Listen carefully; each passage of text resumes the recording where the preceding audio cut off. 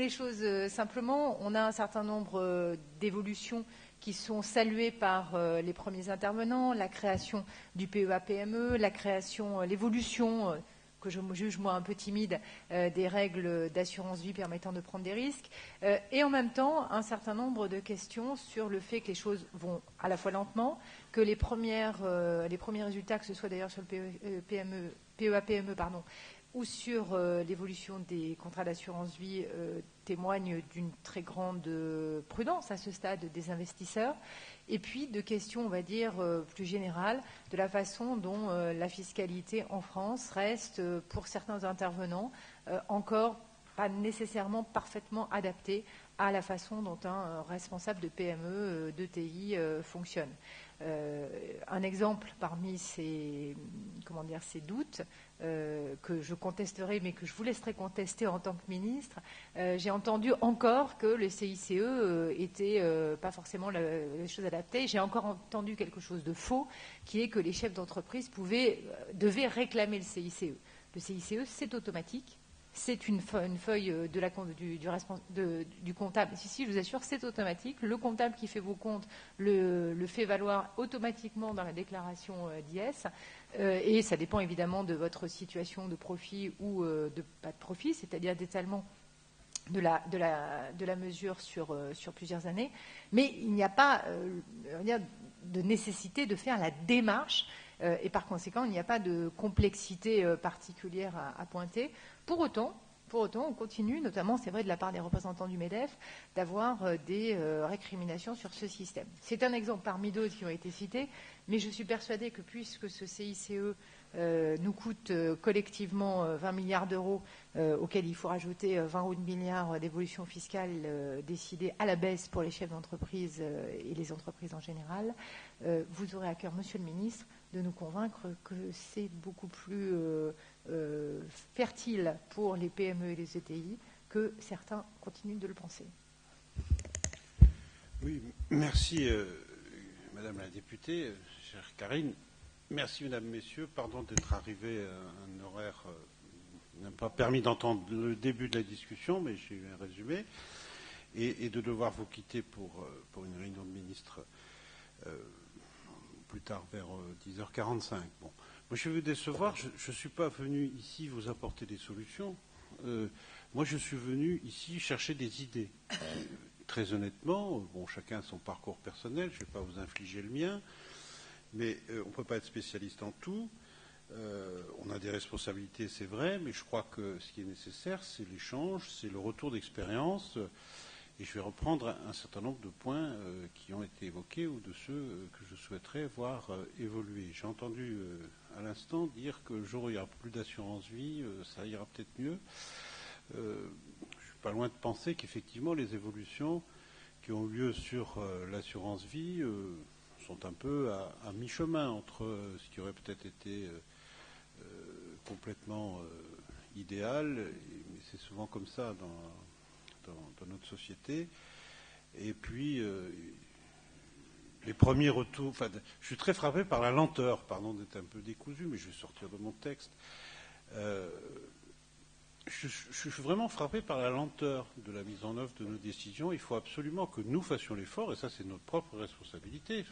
Sur l'assurance vie, on y a réfléchi pendant quelques mois, et Karine y a beaucoup contribué avec d'autres. On a décidé fin de l'année 2012 et les décrets d'application du contrat euro-croissance viennent de sortir il y a quelques jours, pour ne pas dire quelques semaines. Donc c'est effectivement une vraie difficulté sur laquelle je crois que c'est notre administration, le pouvoir politique et l'outil administratif doivent pouvoir être beaucoup plus réactifs que nous ne le sommes. PEA, PME, on a un peu aussi le même sentiment. Je ne sais pas si le verre est à moitié vide ou à moitié plein. J'ai ici quelques chiffres. Je crois que 200 000 PEA, PME ont été... Pardon, 60 à 90 000 comptes ont été ouverts. L'encours total est de 125 à 225 millions d'euros au moment où on se parle. Ça reste effectivement très modeste par rapport aux sommes dont on a entendu parler à l'instant, en tout cas au moment où j'arrivais. Et donc, je crois que même si les outils existent, ils méritent d'être développés, encouragés, popularisés, et je pense que ce type de rencontre comme celle d'aujourd'hui, dont je vous remercie, y contribue. Un mot rapide, parce que j'ai dit que j'étais venu plus chercher des idées que vous délivrer des solutions ou des discours lénifiants. Un mot sur le CICE. Je n'ai pas l'habitude d'avoir la langue de bois. Le CICE a fait l'objet d'hésitations. On a pointé assez rapidement un certain nombre de ses insuffisances, mais le nombre de ses avantages nous a convaincus de nous engager dans ce dispositif. Il y en avait deux, principalement, des avantages. Le premier, c'est que la situation budgétaire de notre pays ne nous permettait pas franchement d'avoir très rapidement, ça c'est du langage diplomatique, des décisions massives en matière financière d'aide aux entreprises d'une façon générale. Je rappelle quand même qu'il y a 2 ans, on avait une situation où l'euro était mis en cause et qu'on se demandait si sur les marchés financiers on allait continuer à pouvoir trouver à des taux d'intérêt corrects de quoi financer non seulement le déficit mais la dette de notre pays. Donc on ne l'a peut-être pas suffisamment dit, mais c'était une situation suffisamment grave pour qu'elle nous mette dans des difficultés. Si on a choisi le CICE, c'est très clair, c'est parce qu'il pouvait bénéficier au compte des entreprises immédiatement et qu'il n'était payé, si j'ose dire, par le budget de l'État qu'une année plus tard. Puisque vous savez que l'impôt, en général, qu'il soit sur le revenu ou sur les sociétés, est payé avec un an de décalage, ou à peu près. Et donc ça a été un argument, il faut le dire très tranquillement. Et deuxièmement, c'était sa simplicité, son universalité. Et là, on a complètement échoué parce que la perception de la simplicité du dispositif et de son universalité n'a pas du tout été touchée du doigt. Je voyais tout à l'heure des réactions dans la salle quand Karine Berger disait que c'était automatique et ça allait tout seul. Enfin, franchement, c'est pas compliqué. Hein. Si vous avez des experts comptables ou des directeurs financiers qui ne savent pas faire, changez-en. Modestement, c'est le conseil que je vous donne. Parce que j'ai vu les imprimés qu'il fallait remplir, j'ai vu nos services liquider en direct, dans un centre des impôts, liquider les dossiers qu'ils recevaient, ben franchement, c'est pas compliqué. Et donc, il faut tuer cette idée que de dire c'est compliqué. Quant à l'universalité ou à la conditionnalité, elle a fait l'objet de nombreuses discussions parlementaires. Elle fera probablement encore l'objet de nombreuses discussions parlementaires dans cette belle maison dans les semaines qui viennent. Enfin, l'universalité a été une des raisons pour lesquelles on a choisi ce dispositif. Parce qu'après le rapport Gallois, après les accusations, si j'ose dire, souvent légitimes de la complexité de nos dispositifs fiscaux, on s'est dit à un moment donné que, voilà, quelque chose qui était universel. Certes, il y aurait des effets d'aubaine, et il y en a. Il y aurait donc des effets d'aubaine, voire des effets pervers, et il y en a, mais que le dispositif aurait au moins le mérite de la clarté. Force est de constater que dans les premiers temps, c'est en train de changer. Cette idée, elle est en train de disparaître. Et puis, la conditionnalité ou, et mettons les pieds dans le plat, la crainte d'un contrôle fiscal suite à la demande du CICE, franchement, c'est un fantasme. Alors là, c'est un fantasme, je peux vous le dire. D'abord, le nombre de contrôles fiscaux, j'ai les statistiques, j'étais à Croissance Plus avant de vous rejoindre, donc on a eu l'occasion de discuter, entre autres, de ce sujet. Le nombre de contrôles fiscaux, il n'a absolument pas augmenté sur les 5 dernières années. Je n'ai pas trop le droit de vous donner les chiffres, mais j'en ai donné quelques-uns. Je les ai dans un autre dossier là, ici. Et puis, ce que j'ai dit tout à l'heure sur les conditions de sa liquidation, je veux dire, il n'y a absolument aucune interférence. On peut se poser la question sur le CIR, c'est peut-être une question qui anime quelques-uns d'entre vous, mais pas sur le CICE. Il n'y a absolument aucune influence là-dessus. Je voudrais aussi tuer une idée que j'entends trop souvent ces derniers jours, encore très récemment, sur le volume du CICE qui ne serait pas le volume annoncé. Il sera proche, il sera légèrement inférieur en fin d'année, mais mais pas de façon massive. Nous avions prévu autour de 12 milliards d'euros la première année en termes de CICE. Nous serons probablement aux alentours de 10,5-11 milliards d'euros de créances, pas de total de sommes versées ou de sommes déduites de l'impôt sur les sociétés pour ceux qui ont, je ne sais pas si c'est un bonheur ou un malheur, qui sont dans la situation de payer de l'impôt sur les sociétés. Mais c'est vrai que pour les grandes entreprises, il y a un décalage de la perception de 3 ans, même si, là encore, dans les comptes, les crédits d'impôt comme les impôts sont évidemment comptabilisés sur l'année, sont rattachés à l'exercice qui a eu lieu. Donc nous serons pas très loin de l'objectif annoncé. On pourrait d'ailleurs donner des tas d'explications sur le fait qu'on sera légèrement en dessous. D'abord, il y a les limites de la prévision, et puis il y a les champs concernés qui, au moment des simulations avec la COS, n'ont pas été exactement les mêmes champs. Je pense au secteur associatif, par exemple, qui était intégré ou à un certain nombre de secteurs agricoles. Donc on est quasiment dans la maille, et j'entends dire qu'il n'y a que 5 milliards au lieu des 11 prévus. Non. Le total versé, le total déduit de l'IS et les créances constituées pour ceux qui ne touchent pas directement en cash le CICE avoisineront les 11 milliards d'euros à mettre en rapport avec les 12 milliards d'euros prévus. Et on est bien sûr en année pleine, une fois les 6% atteints, on sera pas très loin des 20 milliards d'euros, là encore, avec les limites de la prévision à voir. Donc, je vous épargne toutes les mesures, puisque le thème, ce n'est pas que le financement des entreprises en croissance, je crois que c'est PME, ETI, un certain nombre de mesures dans le projet de loi de finances, sous réserve qu'il soit, en tout cas dans le projet de loi de finances qui a été déposé par le gouvernement, on verra quel sera le contenu une fois sorti du travail parlementaire, contient un certain nombre de mesures qui concernent les PME notamment, toutes les mesures en faveur du bâtiment, par exemple, en matière de la fiscalité sur les terrains à bâtir, la fiscalité sur la transmission des terrains à bâtir, ou les donations ou les achats de logements neufs, ce sont quand même des secteurs qui intéressent souvent les PME. Il y a des mesures importantes, significatives. En matière de fiscalité des entreprises, il n'y a pas de mauvaises nouvelles, ou alors il faut me le dire. Je ne vois que des bonnes nouvelles en matière, aussi bien dans le projet de loi de finances que dans le projet de loi de financement de la sécurité sociale, en matière de charges sociales.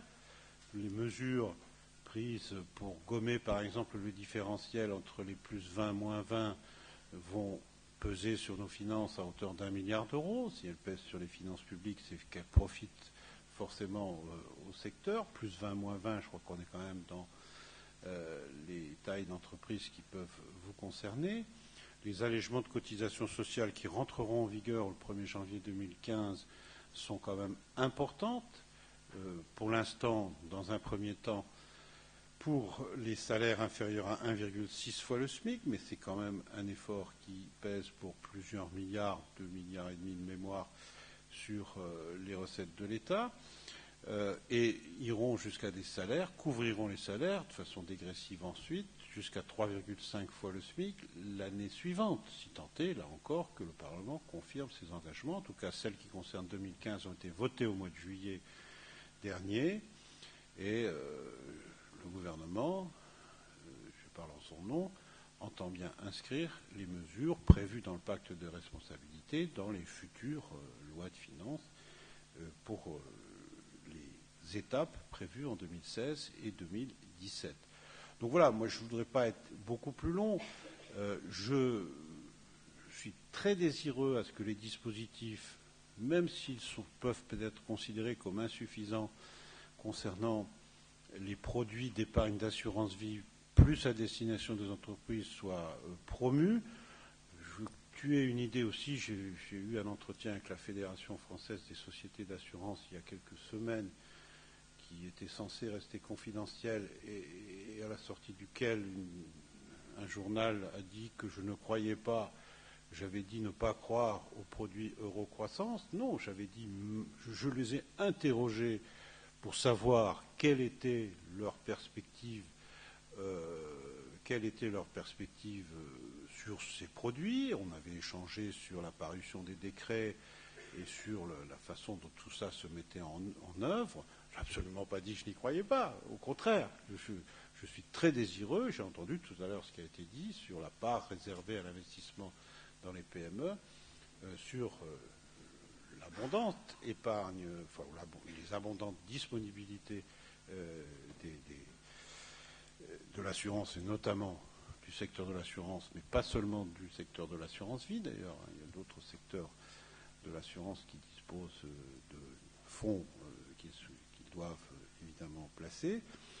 Donc je veux tuer aussi cette idée qui a provoqué probablement une petite incompréhension pour les spécialistes qui lisent attentivement toutes les pages des Échos ou d'autres journaux spécialisés. Donc voilà ce que je voulais simplement vous dire, parce que je crois que la richesse, c'est l'échange, c'est le retour d'expérience, ce sont les propositions. On est prêt à avancer sur un certain nombre de sujets concernant le financement. Si vous avez des questions précises sur la fiscalité, beaucoup appellent à la stabilité. Je pense que cette année, vous pouvez trouver une stabilité vraiment très importante. Et tout ce qui bouge va généralement dans le sens de l'allègement de la fiscalité au sens large sur les entreprises. Tout ce que vous trouvez dans les projets de loi de finances vont dans ce sens. Ou alors, je demande à être démenti.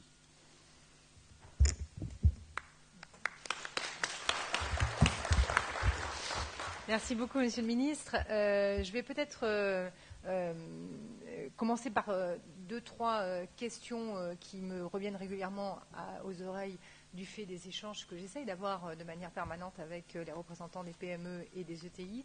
Je pense que Jean Ognetta voudra aussi soulever quelques questions et puis surtout nous essaierons de faire en sorte que les idées fusent de la salle dans le temps qui nous est imparti avec vous.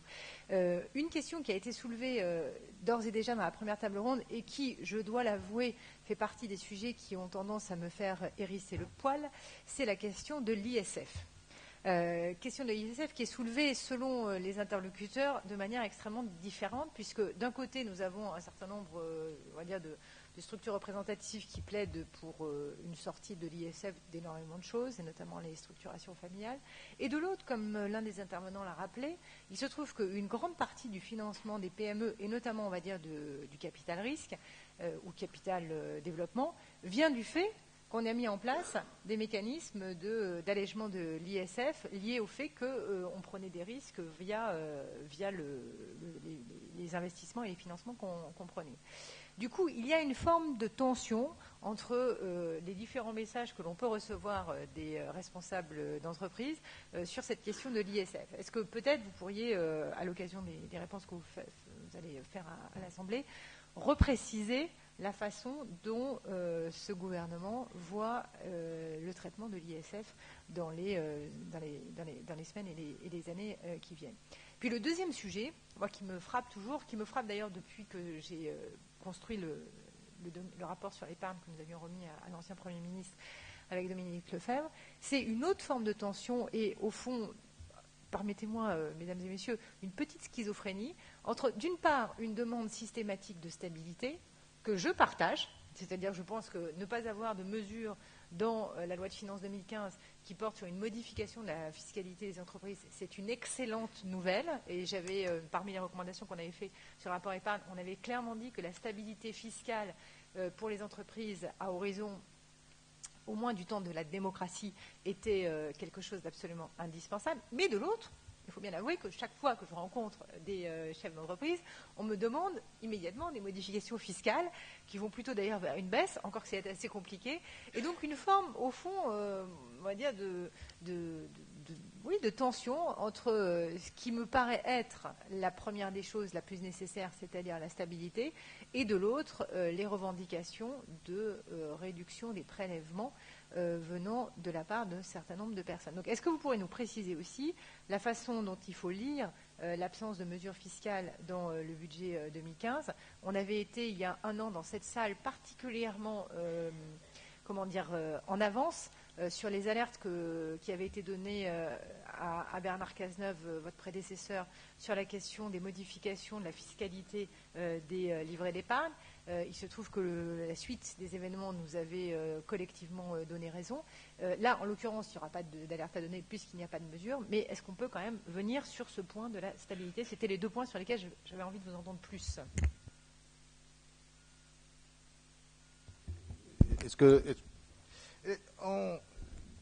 Alors, d'abord un mot pour vous présenter Florence Moulin à votre droite, qui vous posera quelques questions plus techniques que je ne saurais le faire.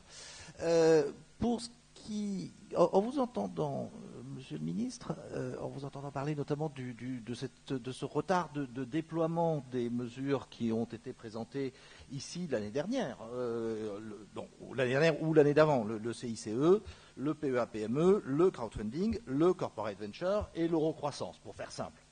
Le crowdfunding et le corporate venture, il y a une dimension européenne, on aura sans doute l'occasion d'en parler. L'eurocroissance, je laisserai Karine et Bernard en parler avec bien plus d'autorité que je ne saurais le faire. Mais est-ce que le CICE n'a pas finalement souffert de l'image du crédit impôt recherche auprès des entrepreneurs, et est-ce que le PEA-PME n'a pas paradoxalement souffert de l'ISF-PME? C'est la question que je me posais en vous écoutant parler. Sur le CICE, nous avons fait, sous le patronage de Pierre Moscovici et Bernard Cazeneuve, une sorte de tour de France. Et les entrepreneurs avaient peur du mot même, crédit d'impôt, simplement parce que 4 entrepreneurs sur 10 qui le demandent se retrouvent avec un redressement fiscal. C'est un peu à l'emporte-pièce, mais c'est la statistique empirique qui est remontée de ces conférences qu'on a fait un peu partout en France. Et du coup, maintenant que le crédit d'impôt est devenu, en gros, la 3e source de financement des PME et des ETI, après la production, après le crédit et la bourse, mais devant le capital investissement, si mes chiffres sont bons, est-ce qu'il y a une question, enfin pour moi, il y a clairement une question à se poser sur comment améliorer l'impact économique et l'efficacité de ces formes de crédit d'impôt. En particulier, j'aimerais vous poser une question sur le crédit d'impôt innovation, et qui a été lancé en même temps que le CICE, et dont, pour ma part tout au moins, dans mon ignorance encyclopédique, je n'ai plus jamais entendu parler, alors qu'il y a un réel besoin des PME et des ETI en général d'investir dans quelque chose d'autre que la recherche et le développement, dans des innovations principalement numériques, mais pas exclusivement numériques, qui forment ce que d'autres appellent la 3e révolution industrielle, et qui est en tout cas une puissante évolution de leur modèle économique. Donc ça, c'était une première question.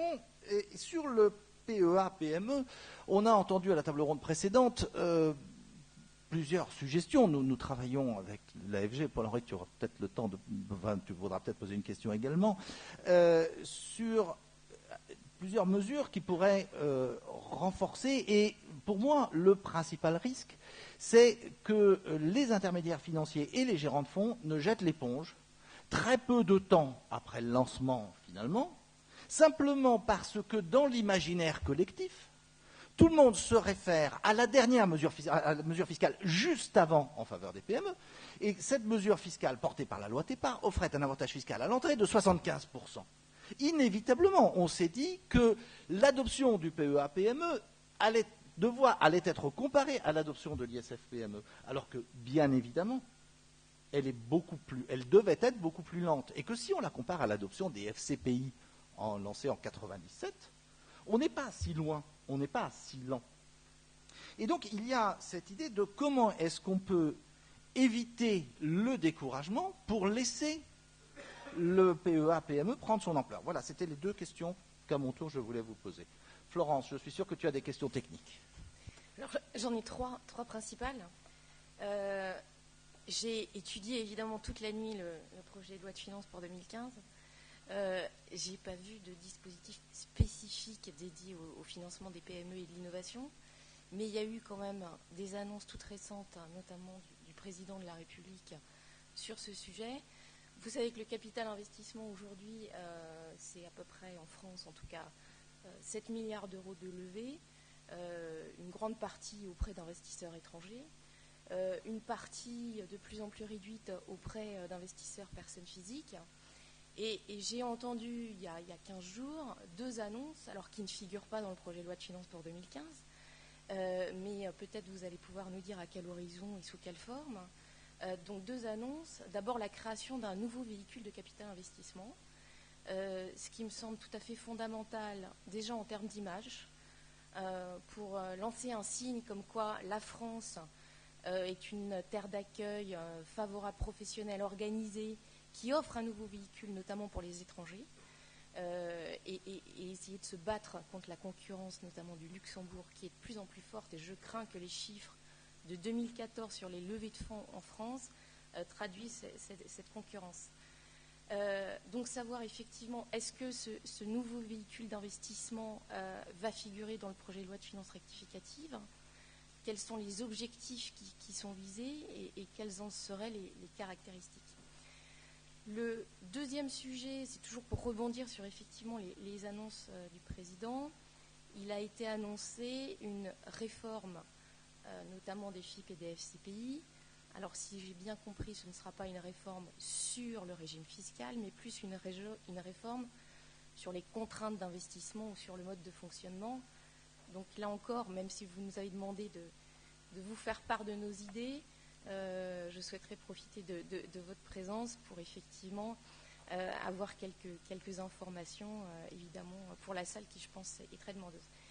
Et puis, dernier point, PME Finance a été beaucoup mobilisé, notamment l'an dernier, sur la création de dispositifs de corporate venture qui visent à permettre à des entreprises soumises à l'IS de financer des entreprises innovantes, en direct ou indirectement, et au travers de ce financement de bénéficier d'un amortissement fiscal.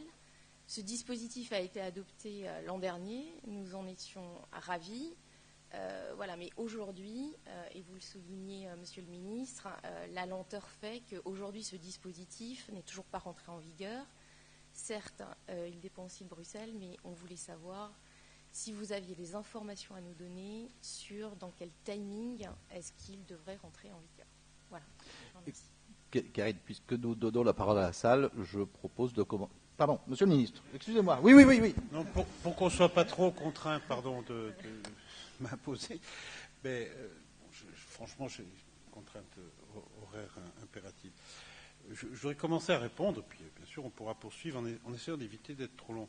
Sur l'ISF, première question évoquée par Karine Berger, derrière ce que vous dites, il y a plusieurs sujets. Là encore, évitons la langue de bois. Est-ce que l'outil de travail a vocation un jour de rentrer dans l'assiette de l'ISF? Ce n'est pas dans l'intention du gouvernement.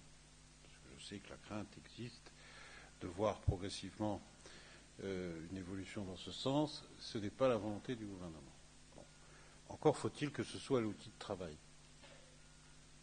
Et la question des holdings animatrices, qui est encore sous-jacente aussi aux questions soulevées, est une question techniquement difficile. Les vraies holdings animatrices, il n'y a pas de sujet, d'ailleurs ça fonctionne.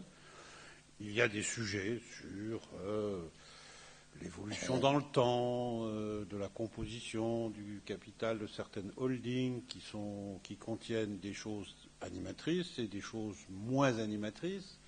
Le pourcentage, tout ça évolue, il y a des critères.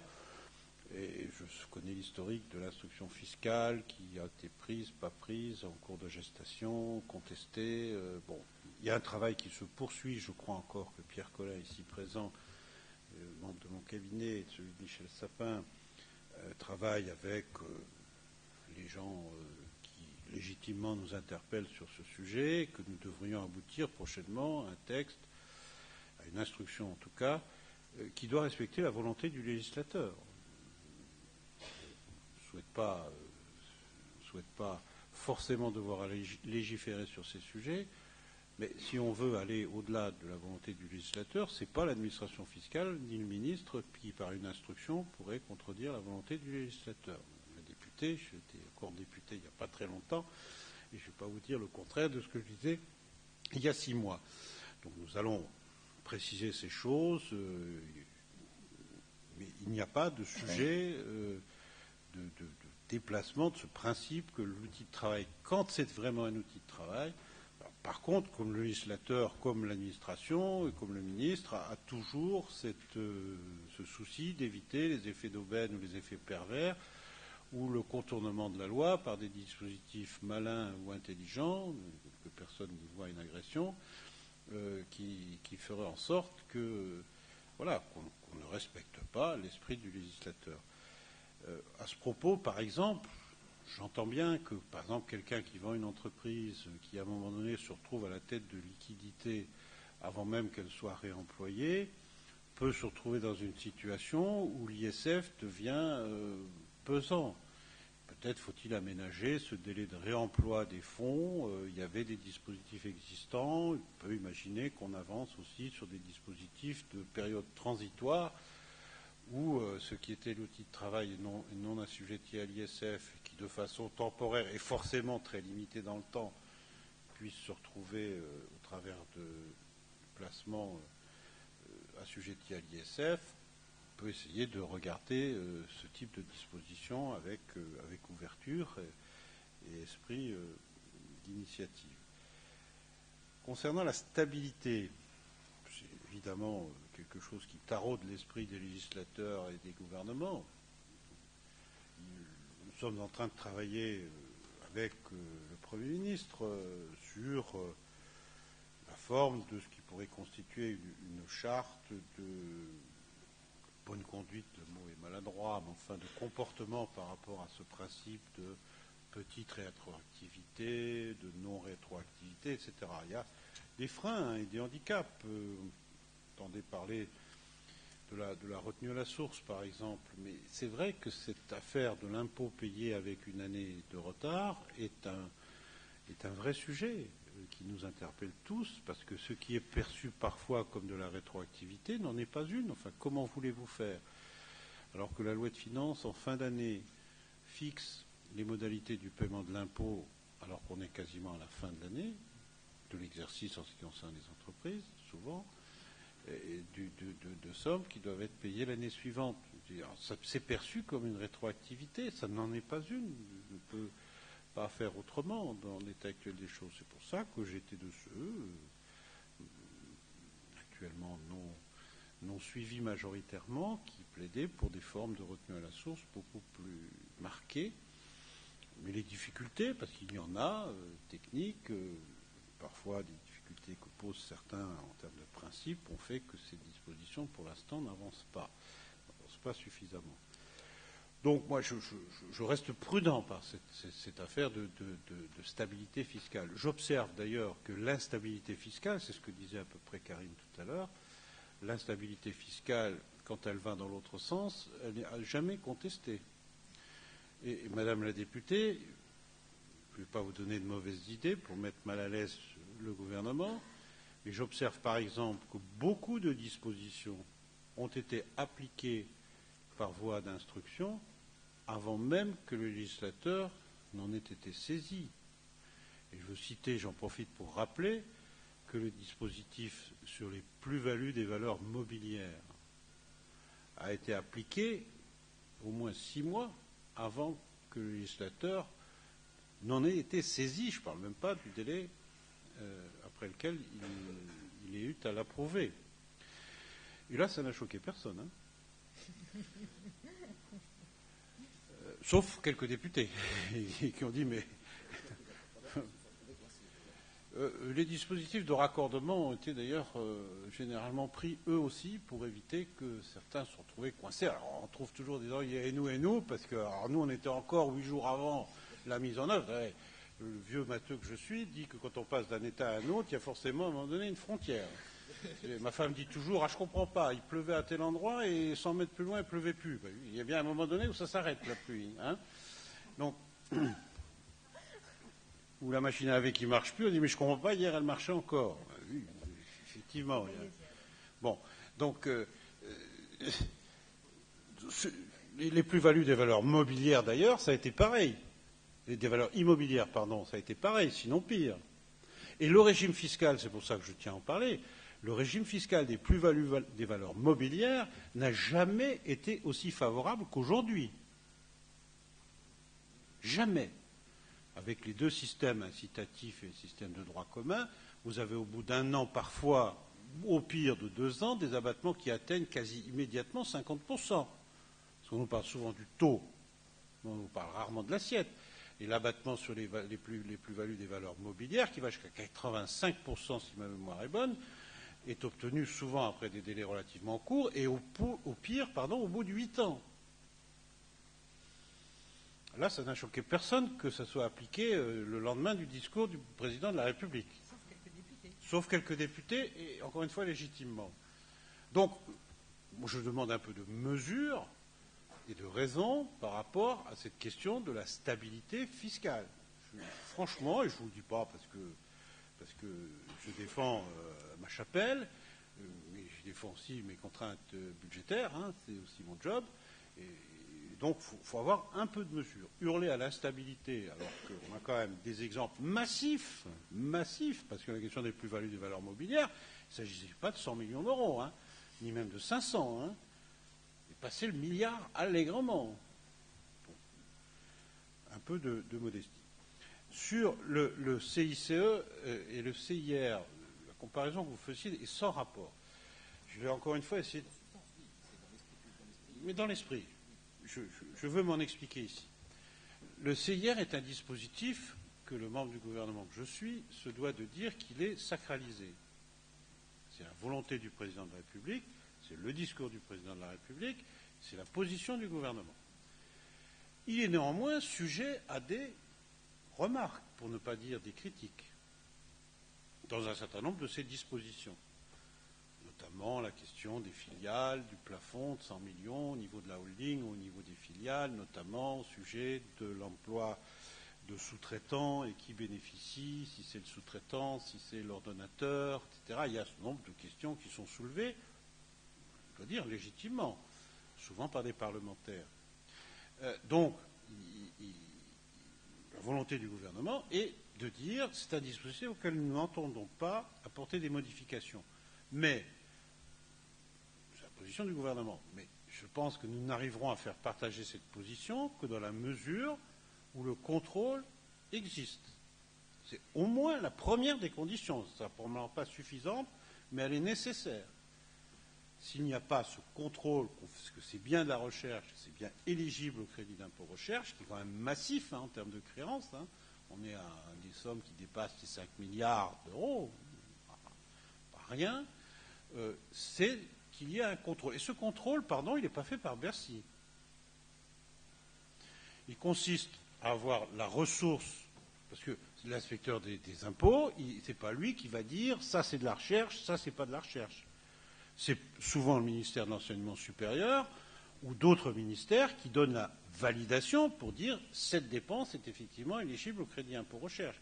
Nous n'avons pas, nous, à Bercy, on nous dit qu'on sait tout faire et qu'on veut tout faire et tout régenter. Ce n'est pas à Bercy que se trouve, en tout cas pas au 5e étage, que se trouve la capacité technique de dire c'est éligible ou pas. Et donc, nous avons besoin de faire appel à d'autres ministères, souvent celui de l'enseignement supérieur de la recherche, mais aussi le ministère de l'économie, pour faire valider les choses. Ce qui accroît les délais, je n'en disconviens pas. Une des réponses, c'est d'utiliser le rescrit fiscal. Alors on me dit, oui, mais vos services à Bercy ne sont pas spécialement enclins à délivrer des rescrits fiscaux. C'est vrai que quand ils délivrent des rescrits, ils peuvent prendre des délais, mais qu'on a réduits d'ailleurs dans la loi, il n'y a pas si longtemps que ça. Et c'est vrai qu'ils ont tendance à dire, il vaut mieux qu'on ne réponde pas, comme ça on est tranquille, on n'aura pas de problème. Donc je suis prêt, moi, à donner les instructions nécessaires pour que le rescrit en matière de crédit impôt recherche ou en matière d'ailleurs de fiscalité plus générale donne lieu à des pratiques plus fréquentes. Je l'ai dit à l'ensemble des organisations d'entreprises, d'entrepreneurs que je rencontre. C'est une pratique que nous souhaitons développer. Elle est dans la charte du contrôle fiscal que nous avons élaboré, etc., etc. PEA, PME, ISF, PME, vous avez dit à peu près la même chose que ce que j'ai dit tout à l'heure. C'est-à-dire que nous souhaitons développer ce dispositif. Ça ne peut pas se faire sans les banques, les assureurs, mais il faut populariser ces dispositifs. Il faut imaginer, encore une fois, ce qu'on fait aujourd'hui peut y contribuer. Il faut utiliser tous les vecteurs pour donner les bons exemples, pour dire que ça fonctionne, que le risque n'est pas en soi un défaut, que le rendement faible assuré n'est pas franchement la panacée universelle, surtout lorsque on a un contexte économique comme celui qui est le nôtre. Est-ce que les intermédiaires vont se décourager par rapport aux produits qu'ils peuvent proposer sur le PEA-PME? Je crois que les assureurs vie, par exemple, ils le diront mieux que moi, ou les banques ont besoin des intermédiaires pour développer ce type de produit. Le faire en direct, ce n'est pas leur métier, en tout cas pas en France. Les banquiers ne sont pas en général, n'ont pas toujours, même pas souvent, je veux dire, notamment pour les plus petites entreprises, la capacité d'analyse, les moyens d'ingénierie, comme on dit, nécessaires à apprécier les choses.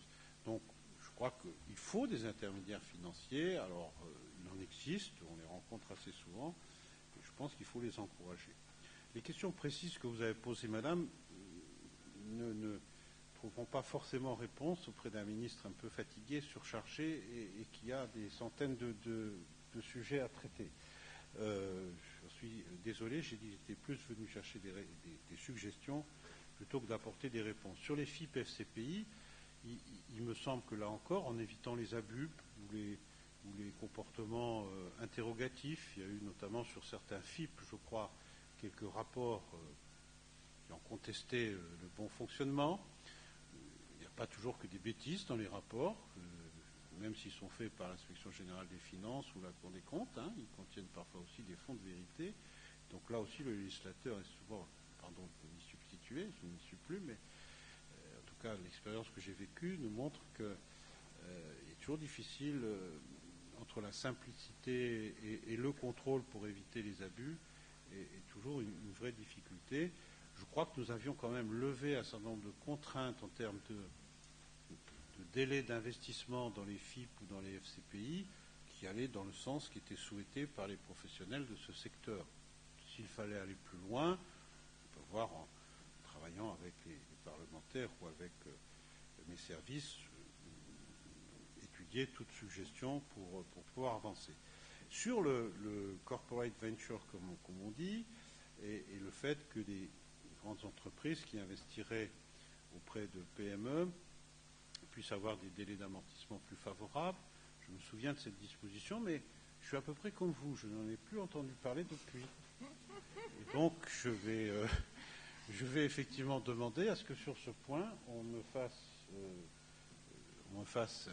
un point, justement, pour voir si d'abord le dispositif a été traduit dans les instructions et dans les règlements qui permettent sa mise en œuvre. Si tel n'était pas le cas, il faut absolument y remédier. Et si c'était le cas, pouvoir en faire un premier bilan, même si on sait qu'il faut toujours un petit peu de temps avant qu'un bilan puisse être parlant et utile pour envisager des modifications. Concernant le capital investissement, pardon de rester un peu général, mais je suis convaincu que l'association de tous les acteurs de l'entreprise aux potentialités que peuvent représenter l'investissement dans leur entreprise est bien sûr source de dynamique et qu'il faut qu'elle soit recherchée. Nous avons quand même des dispositifs qui ne sont pas toujours complètement rédhibitoires, hein, entre les BSPCE, les AGA, les stock options sont moins utilisés pour d'autres raisons. Mais là encore, si vous voulez, je pense, ce n'est pas forcément la loi qui doit le faire, quoique, je pense qu'on gagnerait à l'acceptabilité de ces dispositifs, parce qu'il n'y a pas que la volonté politique, il y a aussi l'acceptabilité des dispositifs, y compris dans l'opinion, qui à un moment donné compte, et pas seulement parce que ce sont des électeurs, mais parce que le pouvoir politique, il est l'émanation d'une volonté populaire, d'une façon ou d'une autre. Et donc, on gagnerait si on avait au moins le respect, sinon peut-être des choses un peu plus précises, que des chartes de bonne conduite qui sont à peu près tombées dans le même oubli que le corporate venture que j'évoquais tout à l'heure. Parce que j'ai beaucoup, à une certaine époque, entendu parler de charte de bonne conduite. Aujourd'hui, je suis incapable de vous en faire un bilan. Et que l'actualité, périodiquement, peut-être pas dans les derniers jours, mais périodiquement, nous montre quand même un certain nombre d'excès qui non seulement frappent l'opinion publique à juste titre, mais qui parfois frappent aussi quelques principes moraux qui nous animent et que j'espère nous partageons. Peut-être rapidement. Alors, moi, je proposerais de commencer par un mot de Bernard Spitz sur ce qui s'est dit sur Eurocroissance, quand même, et prendre une ou deux idées de la salle. Bernard Spitz.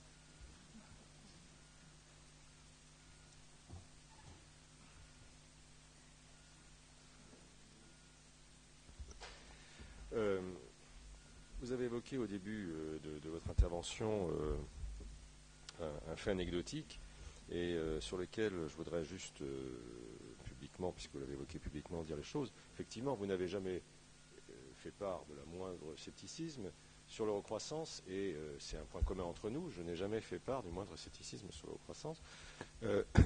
Accessoirement, le commentaire de presse était un truc dont je sais maintenant d'où il vient. Il ne vient pas de moi, il ne vient pas de nous. Et d'ailleurs, il est totalement infondé. Mais bon, je veux dire, il faut laisser ces bêtises. C'est anecdotique.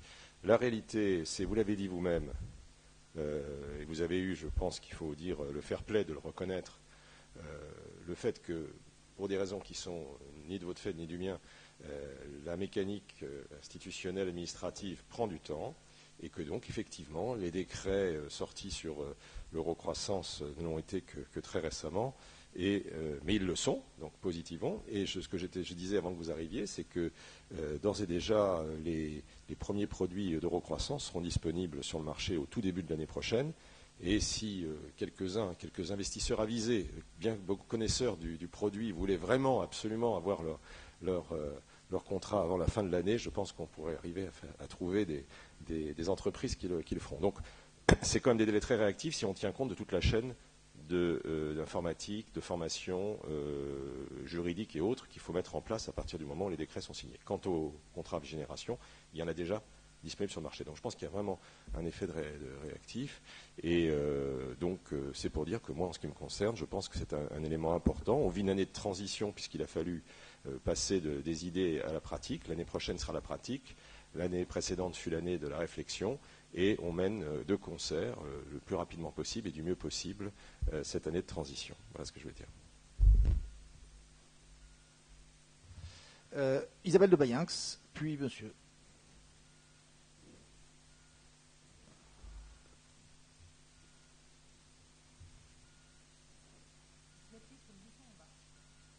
Voilà. Merci Isabelle de Bayenx. Monsieur le ministre, Madame la députée, ici je représente les fonds d'entrepreneurs. Alors d'abord, je félicite le gouvernement pour toutes les actions qui sont faites. Mais vite, Isabelle, oui. Juste ce que tu veux, mais vite. Alors c'est très rapide.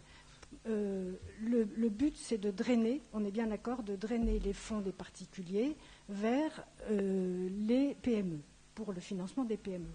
Il y a une mesure qui, à mon sens, serait très intéressante, et je ne sais pas si c'est dans l'optique du gouvernement, ça serait de permettre que les entrepreneurs qui ont fait des cessions d'entreprise puissent réinvestir le fruit de leur cession dans des fonds ou dans des SCR, puisque nous, on est en SCR, dans des outils mutualisés. Parce que aujourd'hui, on s'aperçoit que pour pouvoir financer dans le long terme, il faut des outils mutualisés. Une personne physique fera un investissement one-shot, mais ne pourra pas poursuivre dans la durée. Et les jeunes entreprises innovantes ont besoin d'investissements dans la durée. Voilà. Oui, très rapidement, c'est pour un peu essayer non pas de réconcilier, mais tout le monde est de bonne foi sur le CICE qui est très simple, etc. Donc ça, je suis expert fiscal et c'est vrai que c'est être de mauvaise foi de dire que c'est compliqué. D'un autre côté, si vous mettez à la place des entreprises qui ont eu des expériences entre guillemets malheureuses en matière de crédit d'impôt recherche, une PME qui ensuite l'année suivante peut bénéficier du crédit d'impôt innovation, elle va être extrêmement timorée. Et vous parliez de la sacralisation, et tout le monde a entendu les paroles du président de la République, des différents ministres qui se sont succédés et qui sont totalement entendus. Et d'un autre côté, vous avez les entreprises qui vivent une certaine schizophrénie, c'est qu'au jour le jour, comme vous le disiez, les contrôles sont très longs, il y a un décalage d'1 année entre la fin d'un contrôle sur l'aspect du crédit impôt recherche et la fin d'un contrôle plus général.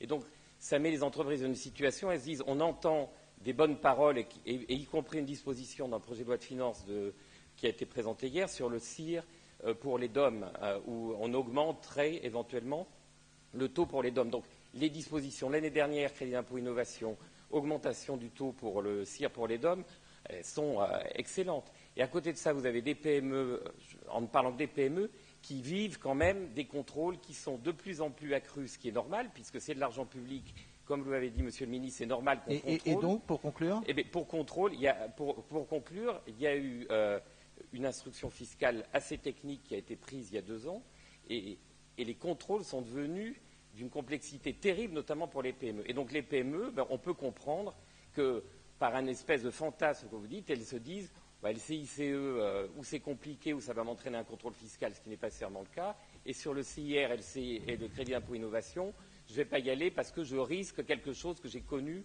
par le passé, la plupart du temps, de bonne foi. Voilà. Oui, sur cette dernière question, je crois qu'on a déjà dit beaucoup de choses.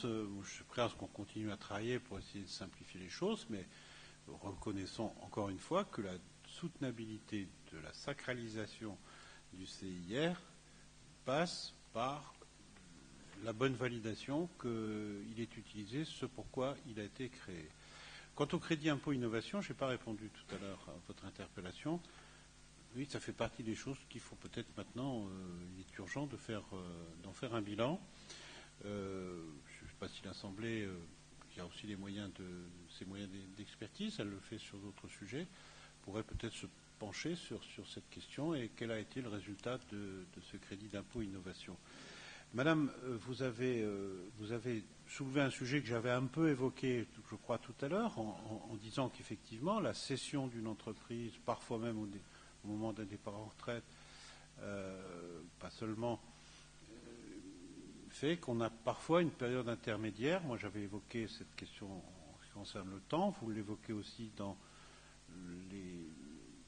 les outils ou les véhicules qui pourraient être utilisés pour pouvoir réinvestir et à ce moment-là être à nouveau sorti de l'ISF ou en tout cas pouvoir utiliser les réductions d'ISF ad hoc. Je suis prêt à ce qu'on travaille sur ces sujets. Il me semble quand même que les dispositifs existent déjà, mais si ce n'était pas le cas, je pense que là encore, tout en essayant d'éviter la complexité et les effets d'aubaine, on peut trouver des dispositifs qui permettent plus de fluidité sur ce sujet qui est en tout cas identifié, même s'il n'est pas encore résolu. Pardon de devoir vous quitter, mais il y a des réunions auxquelles on ne peut pas arriver en retard. Merci beaucoup.